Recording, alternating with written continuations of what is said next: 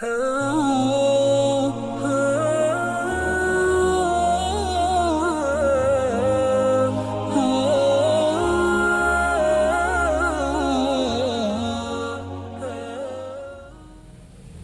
علیکم ورحمۃ اللہ وبرکاتہ۔ دینی اور دنیاوی کام کرنے کے لیے انسان کے جسم کا تندرست و توانا اور چست ہونا بے حد ضروری ہے۔ اگر انسان کا جسم سست اور کاہل ہے تو ایسا انسان نہ تو عبادت و ریاضت صحیح ڈھنگ سے کر سکتا ہے اور نہ ہی کوئی دنیاوی کام صحیح سے انجام دے سکتا ہے۔ ظاہر بات ہے کہ انسان کے جسم کا تندرست و توانا ہونا اور سست و کاہل ہونا کھانے سے تعلق رکھتا ہے، کھانے کی مقدار سے تعلق رکھتا ہے۔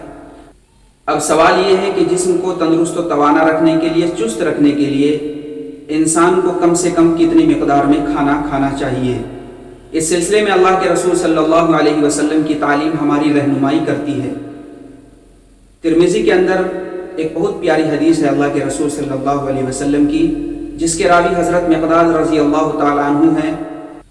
وہ فرماتے ہیں کہ میں نے اللہ کے رسول صلی اللہ علیہ وسلم کو فرماتے ہوئے سنا، ما ملأ آدمی وعاء شرا من بطن بحسب ابن آدم أكلات يقمن صلبه فإن كان لا محالة فثلث لطعامه وثلث لشرابه وثلث لنفسه۔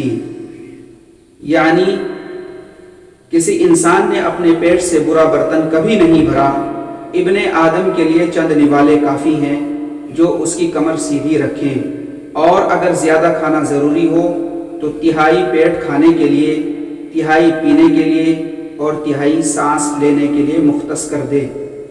خلاصہ کلام یہ ہے کہ جب بھی انسان کھانا کھائے تو اپنے پیٹ کے 3 حصے کر کے کھائے، یعنی ایک حصہ کھانے کے لیے، ایک حصہ پینے کے لیے اور ایک حصہ سانس لینے کے لیے۔ اگر اس طریقے سے کھانا کھائے گا تو انشاءاللہ جسم تندرست رہے گا، توانا رہے گا، چست رہے گا، اور پھر کسی بھی کام کے کرنے میں، چاہے وہ دینی ہو یا دنیاوی ہو، عبادت و ریاضت ہو یا دنیا کا کوئی بھی کام ہو، کرنے میں کوئی سستی اور کاہلی نہیں ہوگی، اور ساتھ ہی ساتھ حدیث مبارکہ پر عمل کرنے کا ثواب بھی انشاءاللہ العزیز اس کے کھاتے میں لکھا جائے گا۔